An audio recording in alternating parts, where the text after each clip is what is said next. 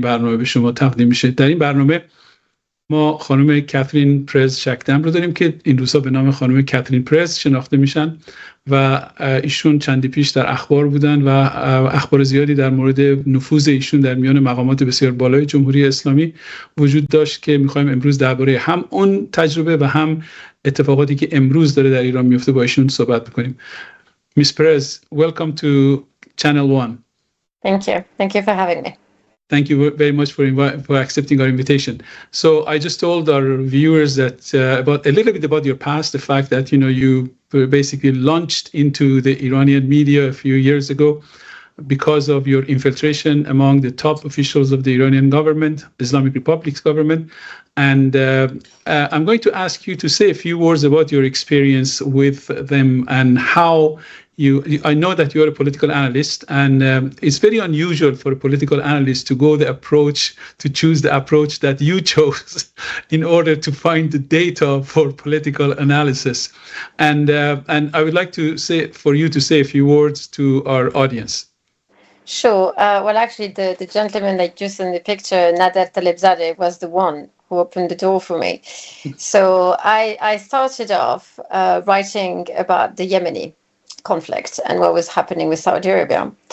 And one of my articles was actually misconstrued in that I discussed in my analysis what I felt was a mistake by the American government in Iraq in that they did not plan for the day after Saddam Hussein. Mm-hmm. Now, the regime in Iran, you know as well as I do, is very binary in its approach and understood my criticism as proof that I was on their side, which I wasn't at all. I was just making a commentary. And I was then reached out to. Yes. And someone asked me from the regime if I wanted to go on a series of outlets. And when I checked those outlets, I realized very, very quickly that they were all Hezbollah outlets. And so I was thinking, okay, this is something new that I did not expect. And I saw an opportunity, quite frankly. And then very quickly after that, Nader Talebzadeh reached out to me. And I was invited to then write for Khamenei's website. Mm-hmm. And I seized the opportunity with both hands and never looked back because I realized that, I was on my way to try to understand what the regime was about, that they had made assumptions about me because, of course, back then I was married to a Muslim, Sunni, by the way, man, and I was living in Yemen. And so it gave me tremendous cover, and no one ever expected that I was Jewish, nor did they ask me. And everyone assumed that I was Muslim, did not deny it because obviously I wanted to keep my head where it was. And then I went. And so, yes, I lied. I lied about what I believed in. I lied about many great things because I wanted to understand why the regime was so set on killing my people and making sure that my kids would never see the light of day. Of course, the regime didn't know that they were killing your people. No. They thought you were on their side for killing those people. Exactly. And, and also I feel that because of the misogyny of the regime, they could not possibly comprehend that a woman could have a thought and actually fight for her people. And a funny story, my Jewish name is actually Esther. So I was thinking, why not? I follow in the great footsteps of another great lady. And I'm not comparing myself to her, but I think there's some religious irony there that I'm sure is not lost on the regime. And I hope that they think about it before they go to sleep at night. And yes, and I'm very proud of what I've done. I'm proud that I've somehow maybe helped Israel accomplish things. I don't take credit for any of it. I got lucky. And I got to the top. We are proud of what you did too. But allow me to translate what you said so far. Of course, I can't do justice to your translation because you were talking about a lot of stuff that might skip my mind. But this is, I think, a brief 2-minute translation of what you just said. ایشون گفتن که ایشون به هیچ وجه قصد جاسوسی نداشتن و جاسوس هم نیستن. ایشون تحلیلگر سیاسی هستن و درباره مسائل عراق یه مقاله نوشتن که در اون مقاله از موضع آمریکا اینی که چرا آمادگی کامل رو انجام ندادن برای اینکه وارد جنگ عراق بشن و به خاطر نداشتن این آمادگی بود که اون اتفاقات بعدی که اون مبارزاتی و جنگ‌هایی که عراقی‌ها بر علیه نیروهای آمریکایی کردن، این مقاله رو به شکل انتقادی نوشتن و این مقاله انتقادی به یه عده‌ای، مثلا یه عده از اعضای حزب الله این تصور رو داد که ایشون مخالف آمریکا و طرفدار مبارزات اونا و طرفدار اهداف اونا هستن و بعد یه عده از اعضای حزب الله با ایشون تماس گرفتن و ایشون در نهایت در تماس با آقای نادر طالبزاده قرار گرفت و نادر طالبزاده راه ایشون رو به دفتر آقای خامنه‌ای باز کرد که به ایشون پیشنهاد کردن که برای وبسایت آقای خامنه‌ای مطلب بنویسه. به هیچ وجه از ایشون نخواستن، چون ایشون قبلا با یک یمنی مسلمان شوهرشون بوده. اینا فرض کردن که ایشون هم مسلمانه و با تمام اهداف اونا با تمام ایدئال‌های اونا همخوانی داره و بدون اینی که واقعا کنترلی بکنن، چکی بکنن از بک‌گراند ایشون، از گذشته ایشون رو بردنش به حتی بالاترین مقام‌های حکومتی که وبسایت آقای خامنه‌ای بود و ایشون در طول راه که این کارا رو کردن مقالاتی هم نوشتن، بسیار هم مورد توجه قرار گرفتن و در تمام طول راه با هر کسی که آشنا شدن به ایشون همین فرض رو کردن که ایشون یک کسی هستن که هم هدف اونا هستن و همراه اونا هستن و همین سادگی و ناپختگی کسانی که با ایشون کار کردن و هرگز ایشون رو چک نکردن باعث شد که ایشون بتونن اون کارهایی رو که بعدش تونستن برای اسرائیل بکنن و ایشون خودشون جاسوس نمیدونن و خیلی افتخارم میکنن به کارهایی که کردن.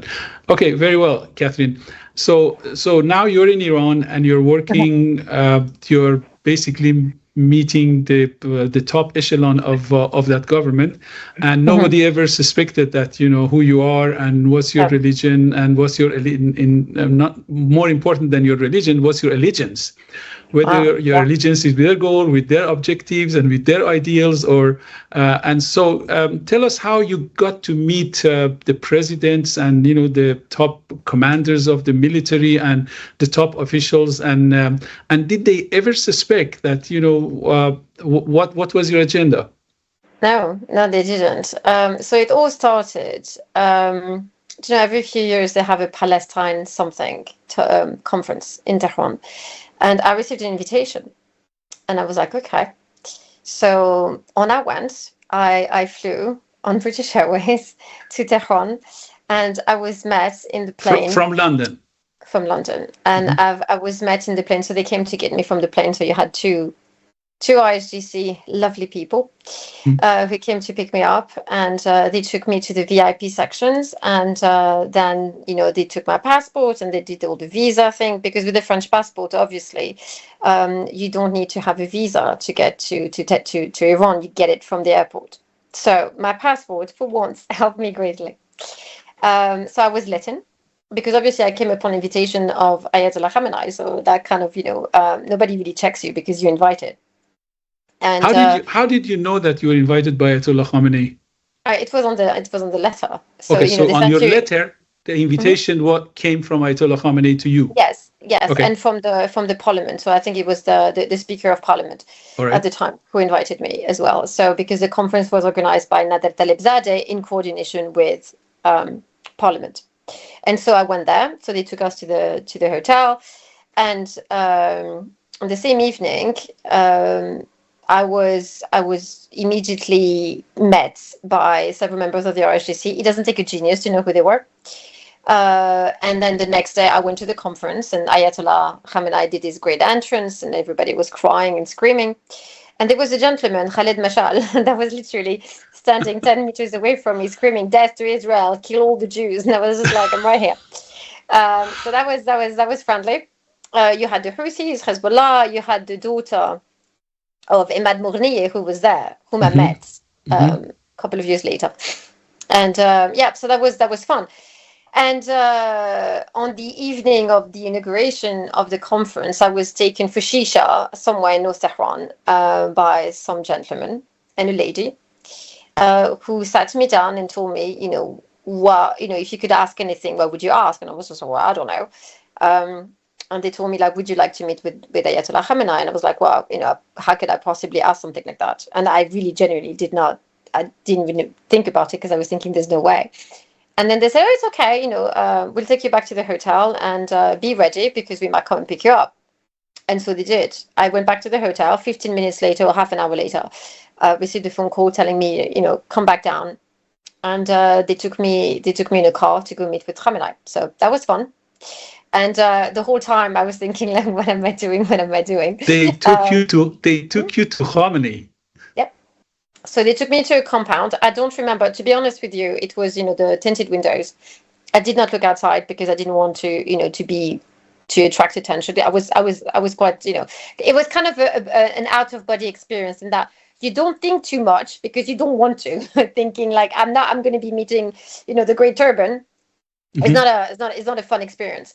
And so they ushered me into it looks like a compound. So you had this great big door that just opened, and there was this massive tree, and there was several buildings. And one of the building was it looked like a wedding hall. It was very simple, very bland. And I went through a door. It was very basic. It was a metal door, and I went there, and there was this kind of not Arabic style living room, but there was carpets everywhere. Not the best.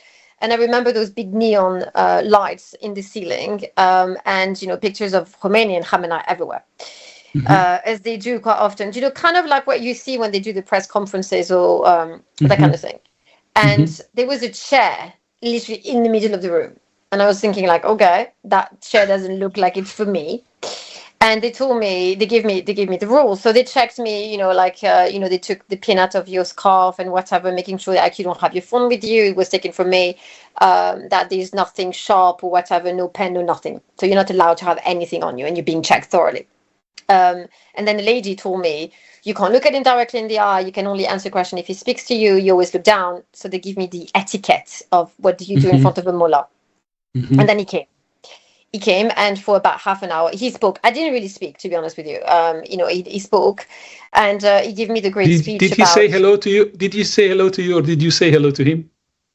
To be fair with you, I don't even remember, because it was such a strange experience that I remember some of the things that he said, but if I was to break it down to you and I have an exact recollection, I would be lying, because I don't remember everything.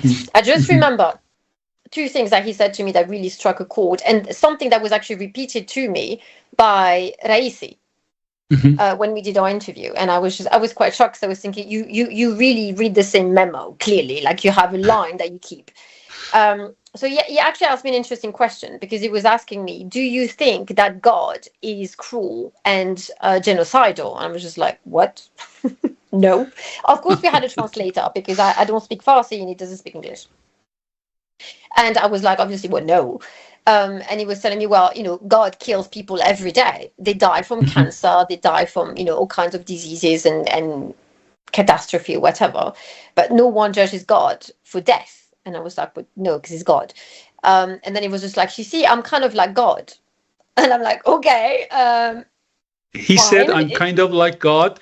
Yes, because he was saying that basically people don't understand the weight of his office, and that people dying doesn't mean anything in the face of this revolutionary goal that he had, and that the Islamic Revolution was worth every genocide and every sacrifice, because men, of course, die. And so he's just helping them along in the process. And I'm like, well, that is friendly.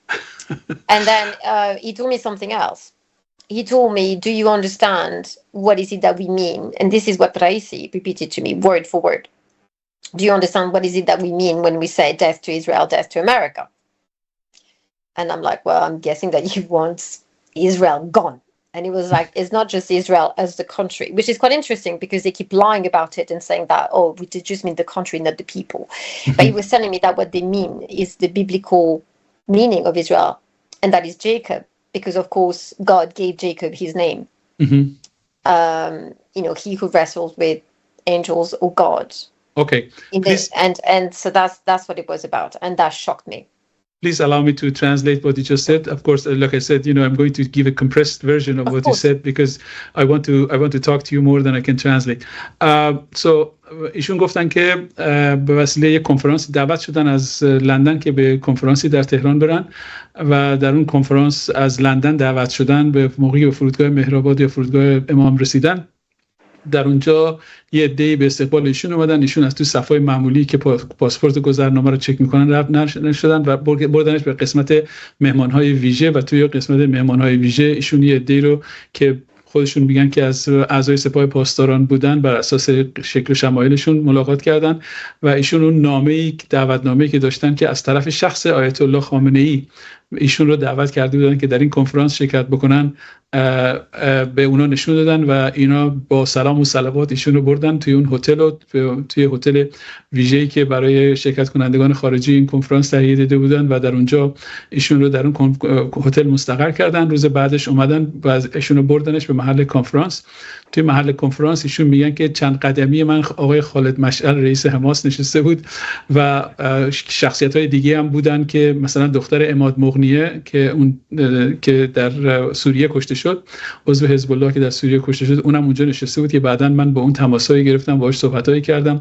ایشون رو بعداً در تمام اون کنفرانس هم موقعی که کنفرانس برگزار میشد خالد مشعل همش بلند میشد میگفت مرگ بر اسرائیل، مرگ بر آمریکا و ایشون براش خیلی عجیب بود، مثل اینکه اصلا نمیدونسته داره کجا میره.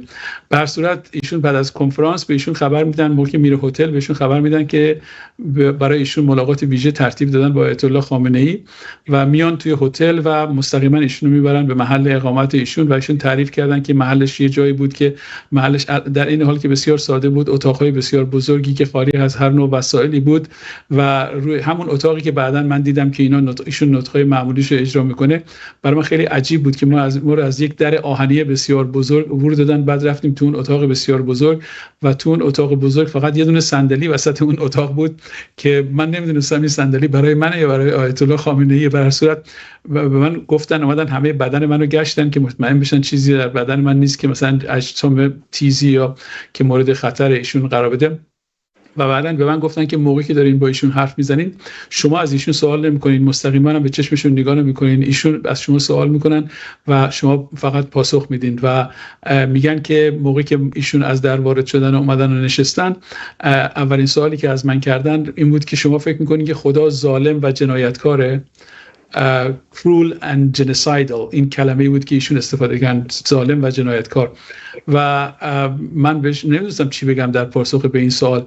بعد گفتم من نمیدونم آیا هست یا نیست، ولی او گفت بله، برای اینکه خدا آدمایی هستن که به خاطر سرطان میمیرن، آدمایی هستن که در جنگ کشته میشن، آدمایی هستن که در فقر زندگی میکنن. خدا میتونه هر دو اینا باشه، منم مثل خدا هستم.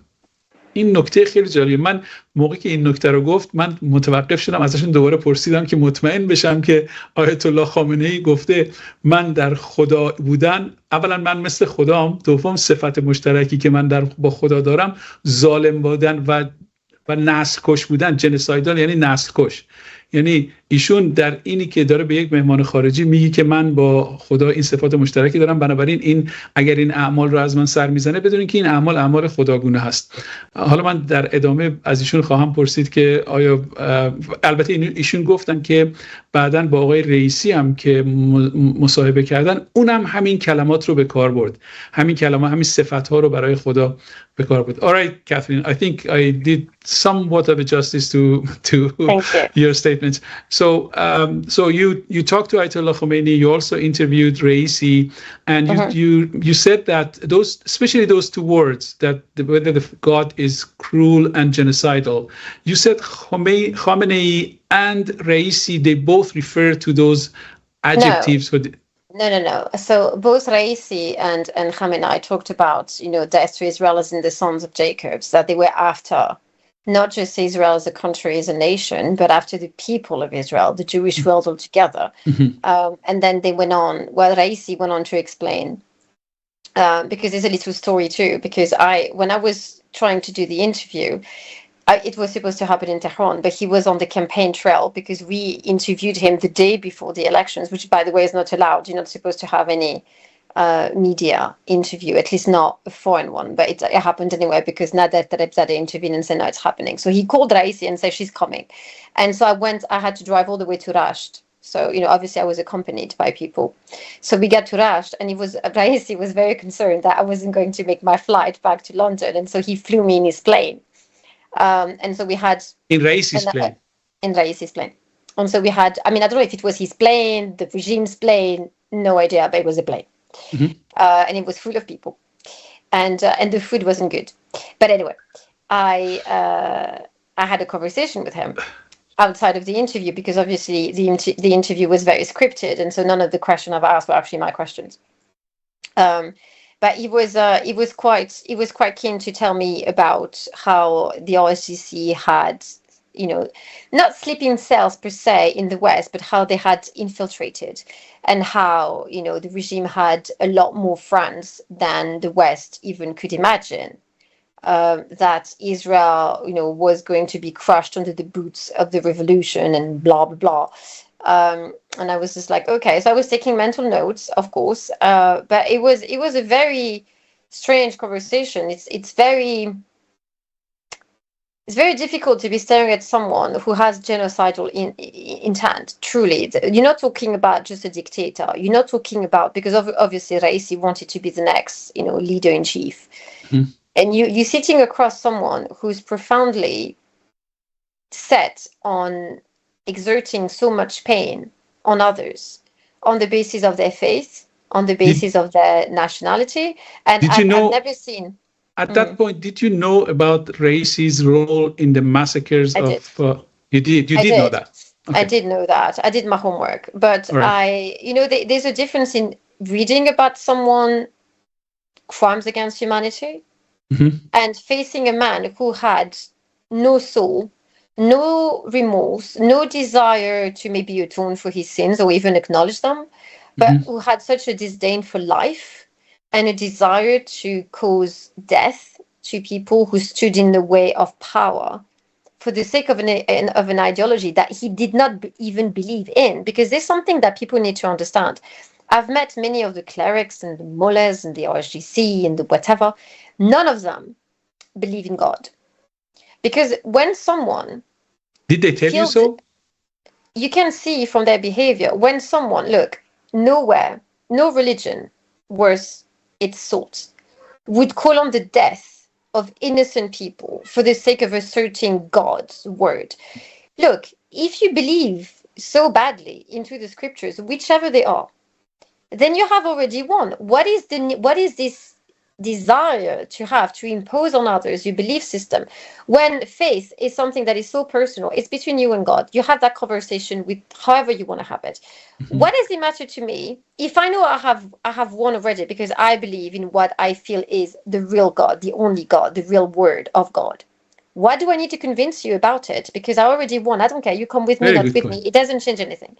And so when you see people like this who have narcissistic traits that are so dedicated to causing harm to people and deny the sanctity of life, because you have to understand, God gave you that life. He also gave you the choice.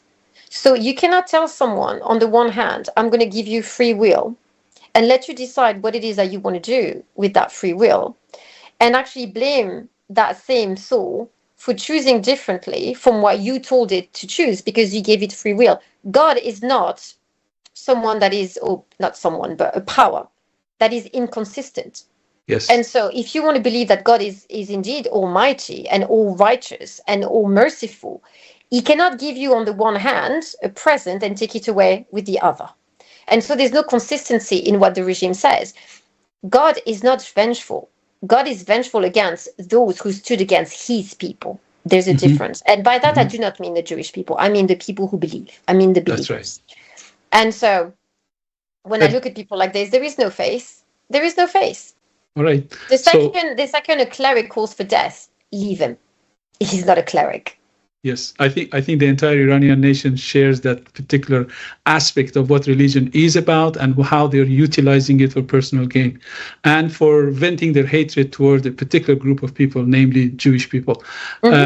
Please allow me to translate what you just said. So, ایشون میگن که بعد از اون کنفرانس و بعد از اون مصاحبه که با آقای خامنه‌ای داشتن به ایشون پیشنهاد اینو دادن که با آقای رئیسی هم مصاحبه داشته باشن، ولی چون رئیسی بلافاصله داشت میرفت رشت، به ایشون گفتن که ما شما رو میبریم رشت که با رئیسی اونجا ملاقات کنین، ولی چون امکانش وجود نداشت، من قرار بود به سرعت برگردم به لندن، به من گفتن پس میتونی تو همین هواپیمای آقای رئیسی بری به رشت. بنابراین ایشونو سوار هواپیمای رئیس جمهور کردن و همراه رئیس جمهور بردنشون رشت که توی اون هواپیما میگن آدمای بسیار زیادی بودن، غذاش هم هم خیلی بد بود و ایشون با رئیسی صحبت کردن. یه نکته رو که من اینجا باید روشن کنم این بود که اون چیزی که من گفتم که اون نقطه مشترک بین آیت الله خامنه‌ای و رئیسی اون چیزی بود که هر دو همدیگر رو اون صفت مشترک بین خودشون و خدا رو که ظالم بودن و نسل کش بودن میدونستن، اینو فقط خامنه‌ای گفته بوده و رئیسی یه چیز دیگه گفته بوده. اون چیزی که رئیسی گفته بوده درباره این هست که آیا فرزندان یعقوب، حضرت یعقوب که مردم یهودی خودشون فرزندان او میدونن، آیا اینها همون کسانی هستن که واقعا بشارت بهشون داده شده؟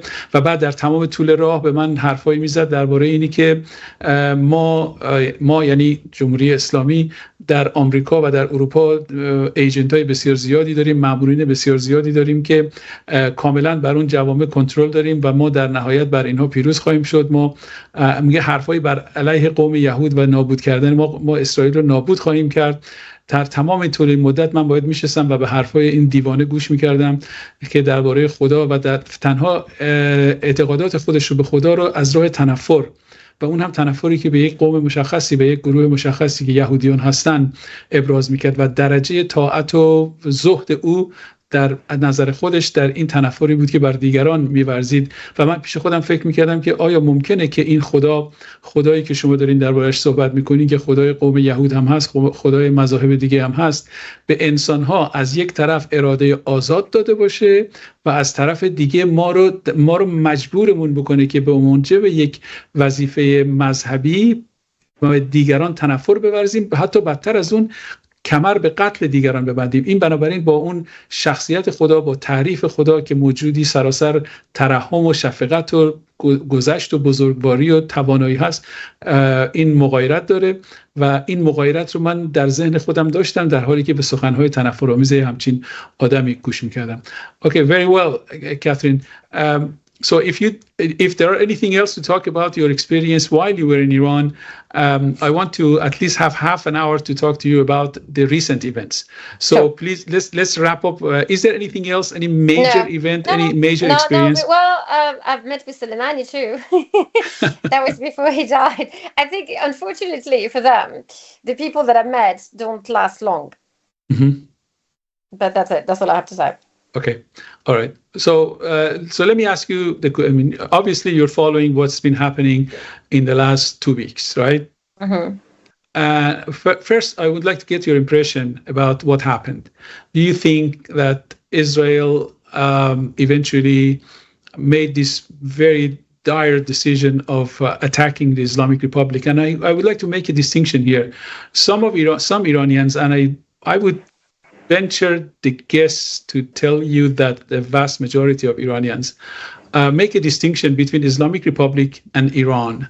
We hold Iran, the country with all the glory, the Iran that you know, the Iran that you learn from the history books, the Iran that you learn from the history of the Pahlavi dynasty. That Iran is a distinct entity from the Islamic Republic. But Iranian people, both Iranians inside Iran and Iranians like myself in abroad, they have to deal with this dilemma that our Iran, the land, the people, the history, the economic resources, everything, the national sovereignty is all under the control of this entity called Islamic Republic that has no love for Iran, its history, its people, its economic development, and human development. And it has basically taken Iran hostage, and its resources as hostage, and it's using it for that cruel genocidal mission that Ayatollah Khamenei told you about. So do you think that the people of Israel make a distinction between these two Irans, between the Islamic Republic, which is the regime, and Iranian people who have no qualm with the Jewish people and with the Israeli people? And in fact, throughout history, there has been an alliance and a common destiny between Iranian people and the Jews. Do you think that vast majority of people, especially the intellectual community and the elite of the political system in Israel, make a distinction between these two Irans? Of course, 100%. First of all, in Israel, if you go to Israel, there are many Persians. So we call them Persians. Why? Because it is our way to pay tribute to the great country and great culture that is Iran. And for us to call it Iran, because it's so many times in the press, it is linked to the regime. So we like to call it Persia instead, because we pay tribute to Persia. You saved us a very long time ago. Yes. You allowed us Yes. to go home and to build a temple. And this is something and we are very proud of it. We are very proud of it. And we are so thankful. We are very proud of that too.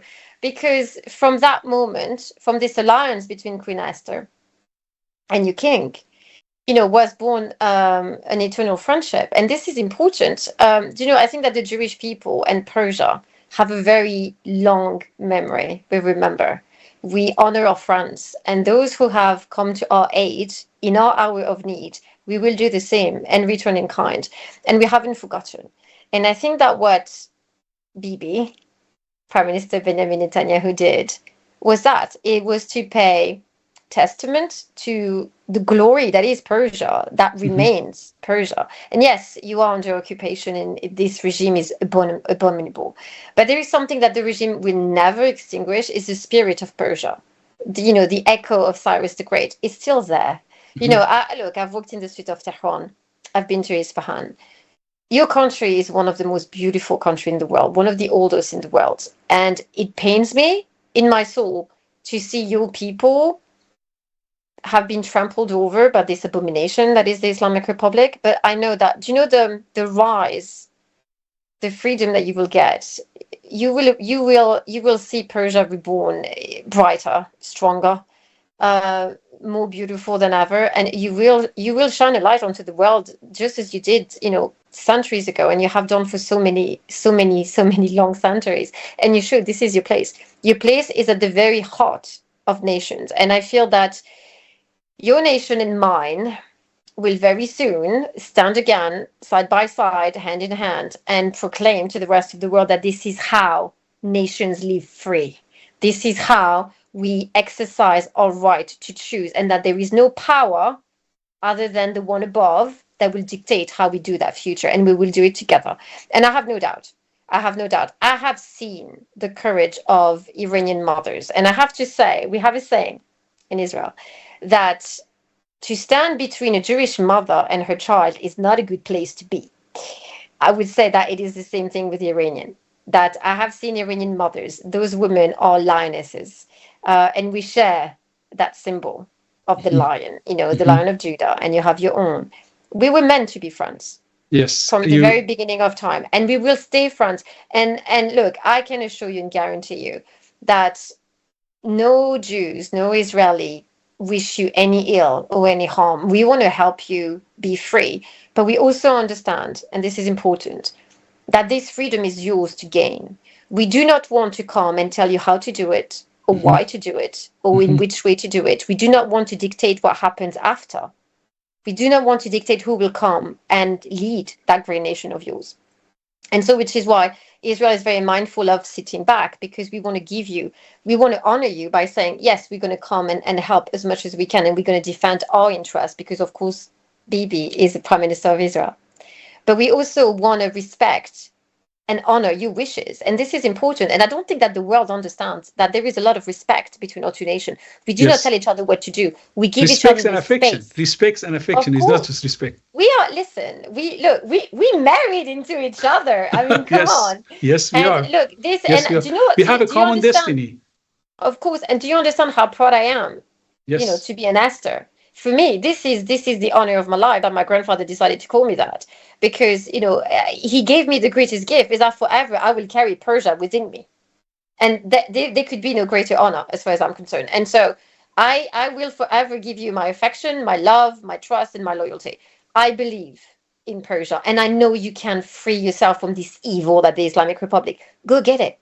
It's there. Yes. And you are the bravest and most courageous people I have ever met in my entire life, and that is to say a lot, because we have a few heroes of our own. I know you do. I know you do. You guys, come on, you are incredible. And I know that now these days, Cyrus is the Great. I mean, can you have a better history? Go get them. These days, your heroes are our heroes too. I think I can safely tell you, and this is not something that you might already not know. I think today, if there is a poll in all the countries in the world, I think Benjamin Netanyahu will be most popular in Iran. Even more popular than Israel, because in Israel he has his competitors, his political nemesis, and he has his legal cases. But in Iran, he will really be treated as a hero. Let me translate what you just said, because you said too many words for me to allow to be lost in translation. ایشون گفتن که من درباره اسرائیل و اینی که آیا اسرائیلی ها تفاوتی بین ایران، ملت ایران و تاریخ ایران و جمهوری اسلامی که رژیم حاکم بر ایران هست قائل هستن. ایشون گفتن که بله، ما شاید تنها کشوری هستیم در دنیا که این تفاوت رو میفهمیم، از نخبگان سیاسی ما تا روزنامه‌نگاران ما تا مردم عادی ما، همه میدونن که رژیم ایران به مردم ایران هیچ ارتباطی نداره. بعد ایشون درباره گذشته و سرنوشت مشترک ایرانی ها و مردم یهودی صحبت کردن و گفتن که ما در گذشته چه تاریخ پرشکوهی داریم. شما یه بار ما را در زندگی در تاریخ ما نجات دادین و ما این همچین دینی بر گردن شما داریم که ما هم همین کار رو برای شما بکنیم. و من خودم تجربه‌ای که با ایرانی‌ها دارم، ایرانی‌ها کشور بسیار زیبایی دارن. شما یکی از زیباترین کشورهای دنیا رو دارین. ملت شما ملت زیبایی هستن و من مادرهای ایرانی رو می‌بینم که درست مثل مادرهای یهودی هستن، که اگر کسی بخواد بین یه مادر یهودی و فرزندش بیسته، اون بدترین خطرناکترین کار دنیا رو انجام داده. من دیدم اون شیرزنان ایرانی هم چطوری از بچه‌های خودشون در مقابل این رژیم و جنایتکارای این رژیم دفاع میکنن و آینده ما بسیار روشنه. ایشون میگن که من مطمئنم که ایرانی‌ها میتونن خودشون رو نجات بدن و احتیاج به ناجی ندارن. البته هر کاری که از دست ما بر بیاد برای ملت ایران انجام خواهیم داد و ملت ما یه رابطه‌ای دارن که هیچ دو ملت دیگه همچین رابطه‌ای رو ندارن و هیچ ملت دیگه هم نمیتونن این رابطه تنگاتنگ بین ما و ملت ایران رو بفهمن. کاترین، so I conveyed your well wishes and your understanding of the common destiny and the common values and the common history between Persian people and the Jewish people. So that brings me to the very recent events, the attack by the IDF to we call them the attack on the Islamic Republic, not an attack on Iran. Yes. And there is an issue. This issue is being hotly debated among the Iranian intellectual and political elite. There are those group of people who are some kind of supporters, hidden and secret supporters of this regime, who are launching this debate into the political arena as to they are claiming that the invasion, there is no such thing as invasion of Islamic Republic or attack on the power sources of the Islamic Republic. An attack on any foreign airplane that crosses the Iranian borders is an attack on Iran, which is really, in my opinion, please forgive my English, is a pathetic way of looking at this matter. I agree. I think Israeli planes and Israeli planners for the 12-day war, they were very careful to attack the centers of power, the centers of suppression. The central, especially the last 2 days, they were really exclusively attacking, the Evin prison and the suppression forces, the basis of the Basijis and the Pasdarans and all the people who were really involved directly in shooting at the demonstrators and suppressing the Iranian people, the tortures and the executions and the prisons and all that. So is there such debates similar to this in Israel on the issue of disempowering the regime in order to create a balance of power between the regime and the people? Because the regime has all means of suppression, and that has really given it an upper hand. And and the numerous times that Iranian people have come to the streets and tried to topple the government, they couldn't because of the instruments of suppression that the government has. Now, do you think that Israel was planning to really suppress these instruments of suppression and create a balance of power between Iranians so that Iranians can eventually gain an upper hand in bringing the demise of the Islamic Republic? Yes. So look, Israel, of course, and look, this is my read on things. So I'm not an official. So this is my understanding of the situation. Israel wanted to, of course, protect its borders, its people, and all of us in the diaspora, and so it had to take down Iran's, actually the regime's military capacity, its ability to do us harm. And we did this. And then Israel asked President Trump to enable us to go after, the nuclear facilities and make sure that no longer would they pose a threat or would be able to enrich uranium, at least not anymore for right now. So we bought ourselves some time. And we did. Now, Israel could have stopped and said, well, the military ability for the regime to do us harm has been leveled, it's been cancelled, just as we did with Hezbollah, Hamas, and the Houthis. But then I feel that Bibi had an understanding that he also owed a debt of gratitude to Persia and the Iranian people. And so Bibi decided to continue and to go after the military bases and to go after besieged and to go after, police stations, to also go after RSGC commanders, to also go after IRA building, and to make sure that the regime would understand that no longer would they block the skies of Persia. And we wanted to give you a space in which you could reclaim your land, your country, and your future, but not do it for you because we respect you way too much. You don't need us to come and do it for you. What we wanted to do is to, level the playing field, because we do not want to see any more Persian and Iranian die in the streets of Tehran or Isfahan or wherever. I don't want to see mothers lose their daughters or their sons anymore. I don't want to see fathers cry because their daughters are not coming home or they're locked in Evin prison. And so we wanted to break.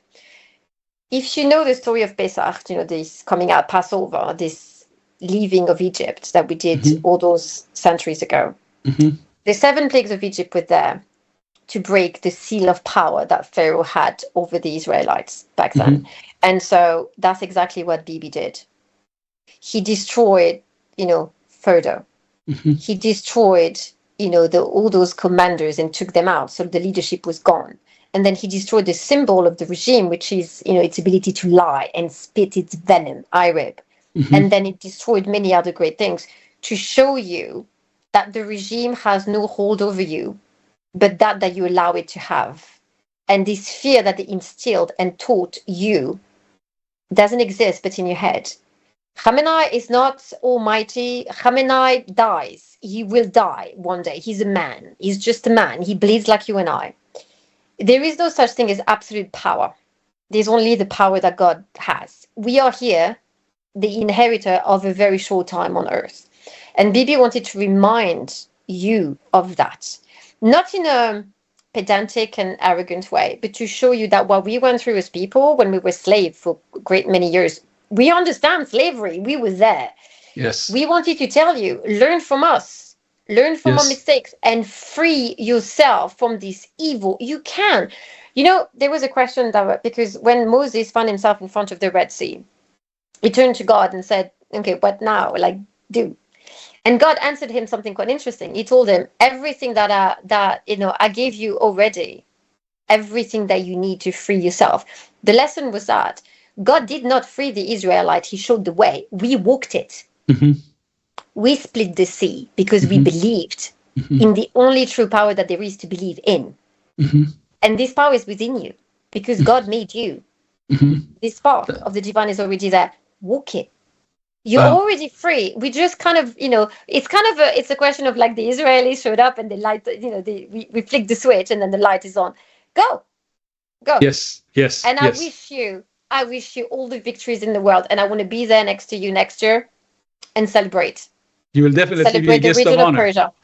On the first day of post-Islamic Republic Democratic Iran, you will be a guest of honor to our country.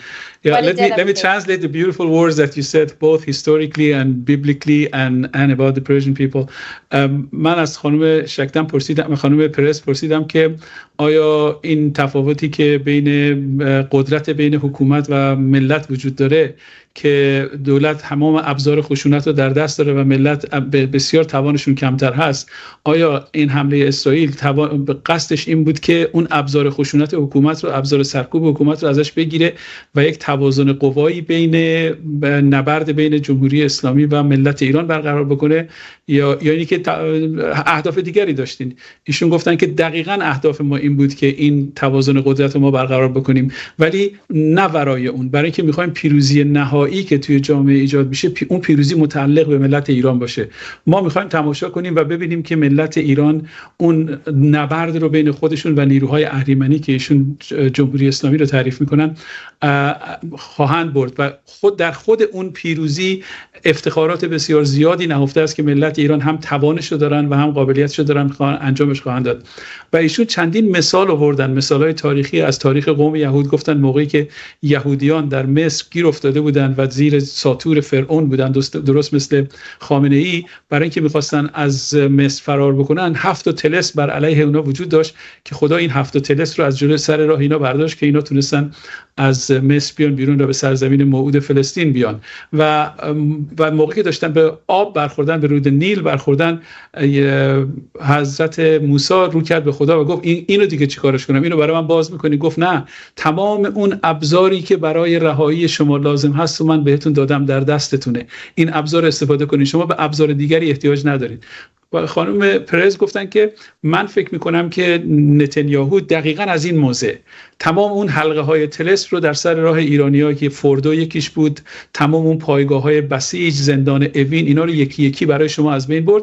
حالا زمینه رو فراهم کرده که بدون اون طلسم‌ها، بدون اون مبانی قدرت، اینا مبناهای قدرت و نمادهای قدرت بودن که ما برای شما از بین بردیم و حالا ما انتظار داریم که ملت ایران در یک توازن قوایی که بین خودشون و دولت جمهوری اسلامی برقرار شده برن و کار رو تموم کنن و اون روز باشکوهی رو که ما اسرائیلی‌ها منتظریم رفتن جمهوری اسلامی و آمدن یک ایران دموکراتیک رو جشن بگیریم، ما به امید اون روزگار هستیم که این اتفاق هر چه زودتر بیفته.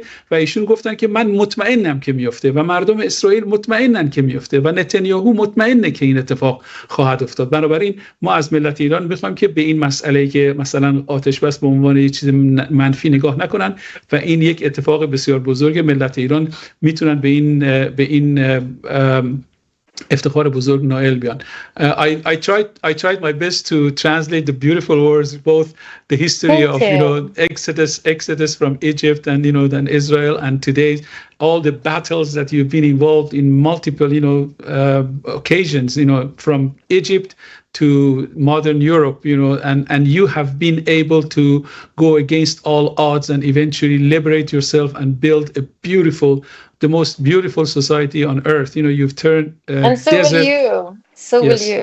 I hope. And you are of Israel is a point of inspiration for Iranian people. You turn desert into oasis. This is the thing. It's like we look at you, we look up to you. Yes. And then, and it's look, there is a friendship. They are family ties, blood ties that are there that will stay forever. And I think this is what terrifies the regime. Is that I don't understand that, this friendship was etched in stone. Yes. And what Cyrus the Great built doesn't get to be destroyed. Yes, absolutely. I think a vast majority of inhabitants of this planet don't understand this intimate, historic, common experience relationship between the Persian people and the Jewish people. And it's really ironic that the two people, I left Iran in 1979, when I was 16. And, the very short time that I lived under the Shah, we had a beautiful country. We had a country very similar to Israel. Actually, we had a lot of Israelis working on agricultural projects. We had a thriving Israeli embassy in Tehran, and I had Israeli friends in the Israeli embassy. And I was a student, but at the same time, when I was going to concerts or political activities or cultural activities or sport activities, I used to go to the stadium in 1968 to watch the football game between Israel and Iran, and all these common experiences. This is not something that, regardless of how friendly the Arab countries have become recently with Israel, there will be no two nations in the history that have had our common experience and our common destiny, and we are thankful. And we feel indebted for what Netanyahu has already done. Of course, Malek Bibi. This is what we call him. Yes.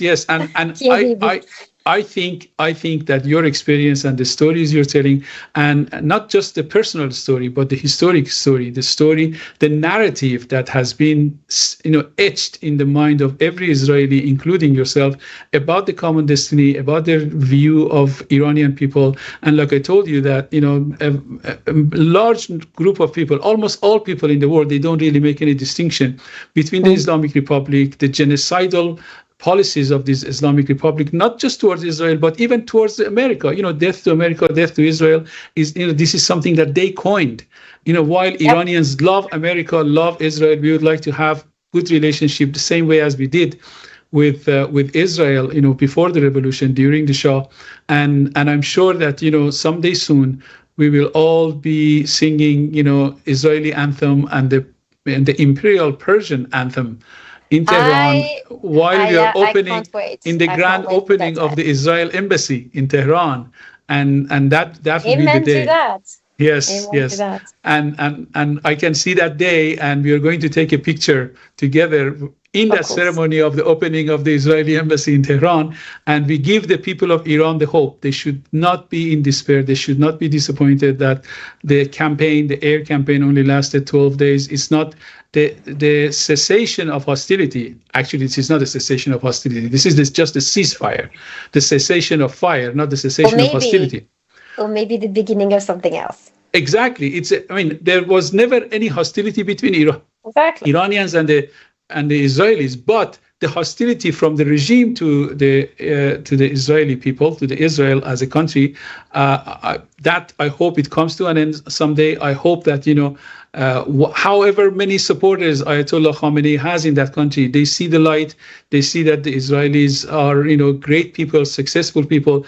I am a physicist by training, Katarin, and I'm always amazed at the fact that Jewish people only constitute 0.2% of the population of the earth, but they have won 25% of the Nobel Prizes. This is absolutely amazing. We have mothers and they don't play. Exactly. I give a lot of credit to Jewish mothers. Yes. I've always Iranian mothers. They are the same. They have ambition for their sons and daughters, and so should they. I hope that we find the opportunity of winning Nobel Prizes in a free Iran. I hope that we have common joint research projects with Israeli colleagues. I love my Israeli colleagues. I have in Israel, even though I've never traveled to Israel. My brother has, but I'm in communication with a lot of my colleagues. My work in magnetic resonance. I have Neil. My good friend in Israel, in Israeli Technion. Well, allow me to invite you officially. Definitely, I will be honored to come to Israel and to my friends in Israel. I work at Columbia University. Columbia has a large number of Jewish colleagues, and I tremendously enjoy telling them about. And in my conversations with people in New York, I live in New York City. I run into people the non-Jewish people and the Jewish people, and when the conversation about Iran comes, I find that the Jewish people are very well informed about the history, about the absence of any hostility between Iranians, between Persians and Jews, and I see this miraculous hope about the fact that there was a time in history that Persians helped Jews to liberate themselves, and another time will come where the Jews will help the Persians to liberate themselves. And they realistically look into a very near future where the two nations will become one. Soon. Do you know, we have a saying every year, we say next year in Jerusalem. Yes, next year in Jerusalem. So now I tell you next year in Tehran, and I hope it comes sooner than next year because I don't want to wait. I'm not in the mood of waiting. Me neither. So, thank you very much, Katarin, for your dynamic participation in this conversation. And I would like to send a gesture of goodwill to all Israelis, all the people who are thinking about helping Iranians to liberate themselves from this dark 46 years. Thank you very much. And with that, we say goodbye to all our viewers. Thank you. Goodbye. Bye. Bye.